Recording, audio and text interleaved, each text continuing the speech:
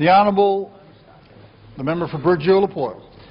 Thank you, Mr. Speaker, and I'm very happy to be able to stand here today and speak to this very important private member's resolution on the Marine Atlantic Gulf Ferry Service. And let me first say right off the top, so there is no confusion, I will be wholeheartedly supporting this resolution today, and I don't think there's anybody that would doubt otherwise. I want to get that out there first. I think that's important. My problem here today is I only have 15 minutes to speak.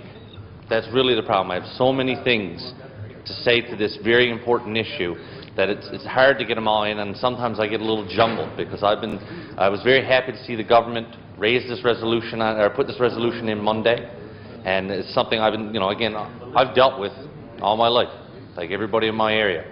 But over the last few days, to put some of these thoughts on paper and to look at some of the solutions, some of the issues, so I'm going to try my best to get them out there.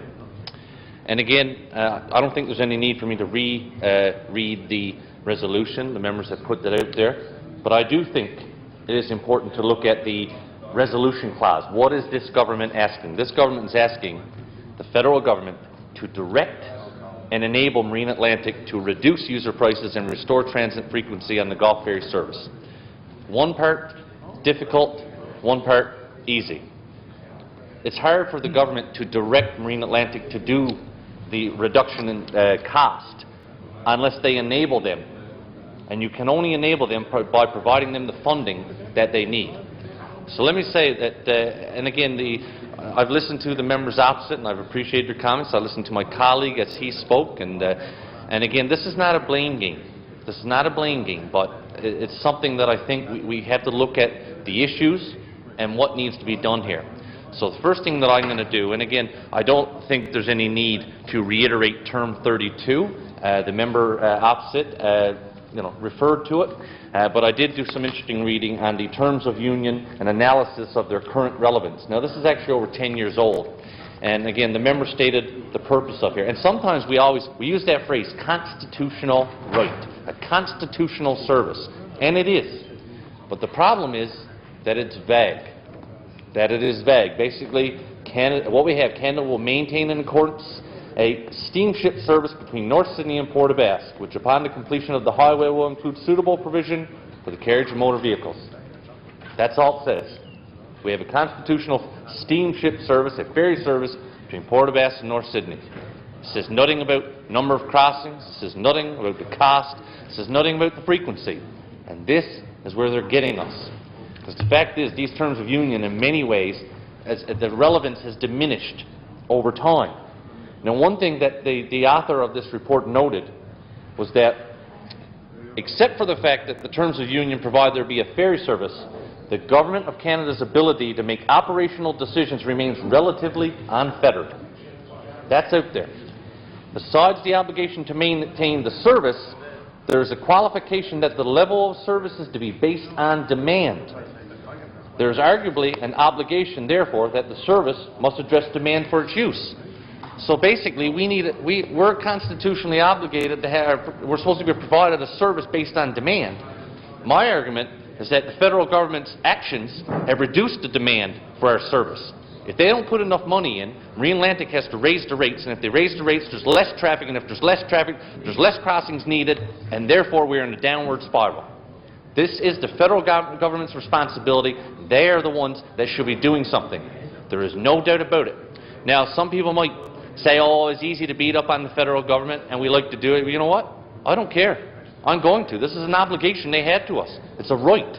And here they are. They control the purse strings, but they're not providing the funding that is necessary to have the necessary service. No doubt about it. They provide a subsidy. The rest has to be provided on revenue. But again, the costs continue to go up. The cost of inflation. Labor goes up. Fuel goes up. But the funding stays the same. Now, I'm going to stop at that point because, look, everybody knows my feelings on the federal government and what they've been doing for this. And you know what? I'm not the first politician to stand up in this House, nor will I be the last, to talk about how the federal government is not doing what they should be doing when it comes to this. Technically, they are under the terms of union, but I think I've explained how that works and how they're getting around that. Now, one problem I do have, though, the next level is we have to deal with the provincial government.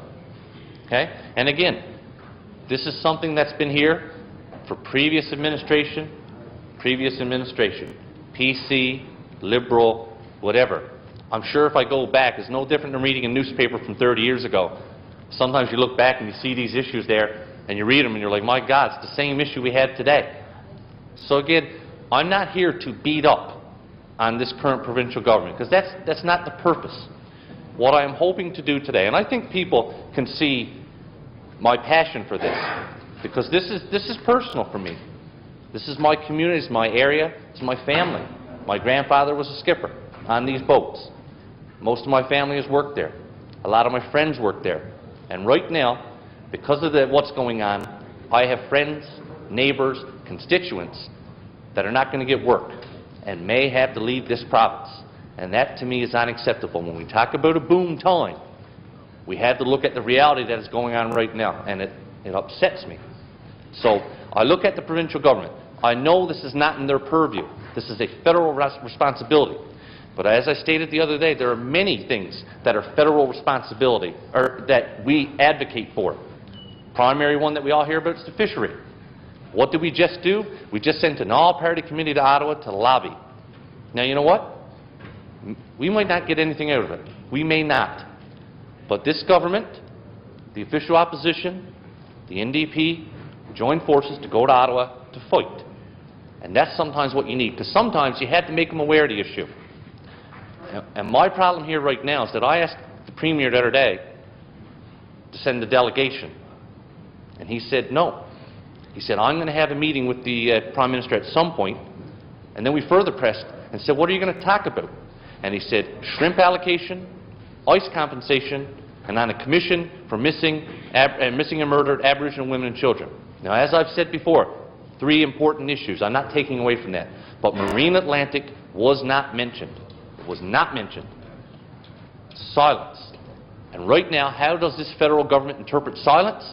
They interpret it as not being an issue. And this is my problem. This government, over the last 10 years, there's been a number of press releases out on Marine Atlantic. But the vast majority have been reactionary to a rate increase. And they're all along the same lines. We're very concerned. We don't like this. We're going to monitor the situation, and we're going to do something about it. But that's the problem. We don't see what's going on in between. And I have no doubt that the letters have been written.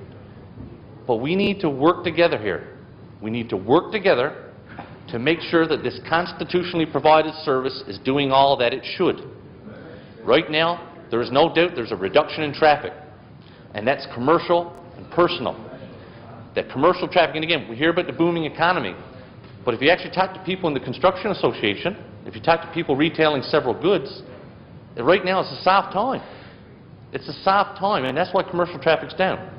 No doubt there's some competition, but I'm willing to bet here today their numbers aren't what they thought they would be either. There's not as much coming in. The previous member mentioned goods, and you know what? He's exactly right. We are not self-sufficient in many areas. In fact, there are certain producers that will not ship their goods over here because it's going, by the time they get over here, the quality of the good is so poor that it diminishes their brand. So therefore, and I'll give you one example, it's actually strawberry producers will not ship them here in many cases because by the time they get here, they're spoiled, and all that's doing is reducing the value of the brand. Now, so again, I'm saying to the provincial government here today, I applaud you for the motion. It is a great thing, but let's work together. This is just a private member's resolution here today. I don't know if Ottawa's even going to see it, but we can work together and send a delegation. Will we succeed? Maybe not. But I can guarantee you we will not succeed if we don't try. And we have to try.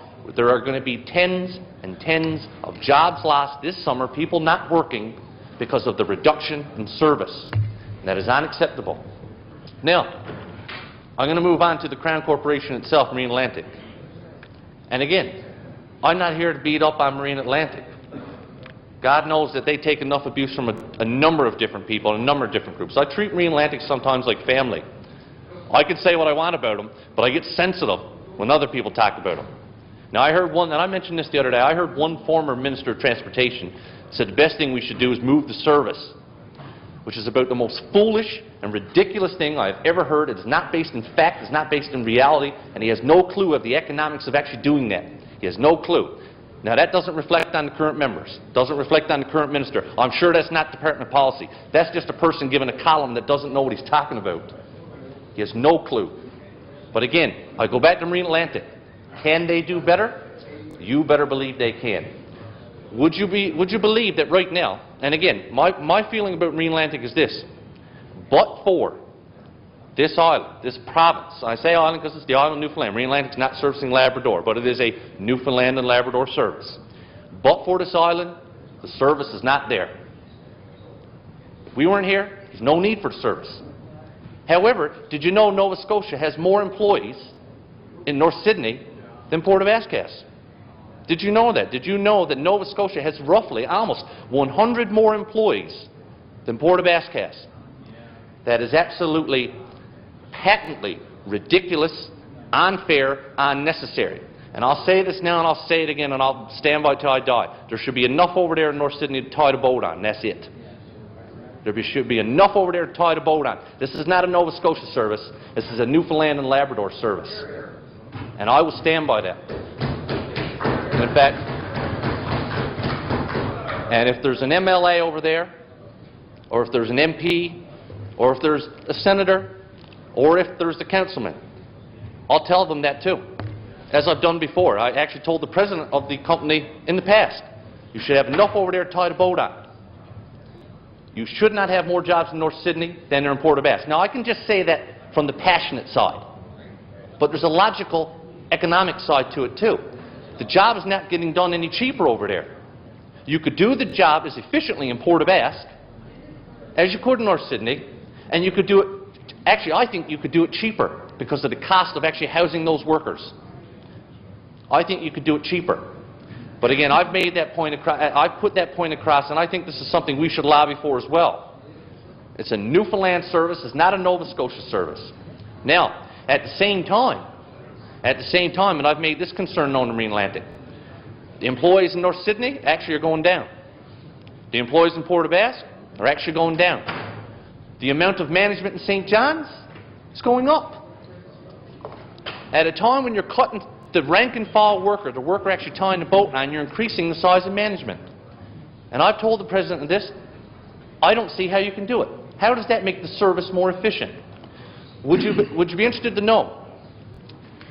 2 years ago there were 16, actually when they started out in St. John's, because it used to be in Moncton, when they started out there was less than 8 workers in St. John's. Now, 2 years ago they went up to 16. Last year they went up to 20. And this year they're up to 24. Would you know that for 24 workers in St. John's, they're paying out just about $2.3 million in salary. For 292 workers, 292 workers in Port of Ascas, they're paying out $13.4 in salary. 24 workers hauling in 2.3, 292 pulling in 13. Can anybody see what's going on here? It is absolutely ridiculous. There's no need of it. There is no need of it. If they can show to me how it's going to increase the efficiency, well, I say go for it. But you know what? The tourism numbers keep going down, and the biggest reason the tourism numbers keep going down is because the cost keeps going up. And why is the cost going up? Again, twofold. We need to find more efficiencies within Marine Atlantic, and we need to get the federal government to get on board and give the actual funding that we need. Now, what I'm going to say to the province right now, the funding agreement ends on March 31st, 2015. The funding agreement is done. It's a 5-year agreement. They're in negotiations right now. I'm calling on the government, let's send a delegation to Ottawa September of this year. It's no different than your budgetary process. All the departments are getting together and they're working on this. Let's send a delegation. That is the time to do it. This is the time. The next funding agreement is going to be 5 years. It's time for us to go up now and press our case, because if not, we're going to see a decline in tourism, we're going to see a decline in goods and services, we're going to see a decline in jobs for Newfoundlanders and Labradorians, and it's unacceptable. I say to you, it might not work, but there is no harm in trying. There is absolutely no harm in trying. Now again, I've only got 20 seconds left here today, and there's not enough time, and I've got a lot more to say, and I'll continue saying it. But I say to the government, I support you, but I hope you heed some of what I'm saying here, and I hope we can work together to work on behalf of all the people, especially those out there now that are going to lose their job because this federal government isn't doing what they should. The province has a role. Step up, speak up, and I can guarantee you one thing, I'll be on your side if you do it. Thank you very much, Mr. Speaker.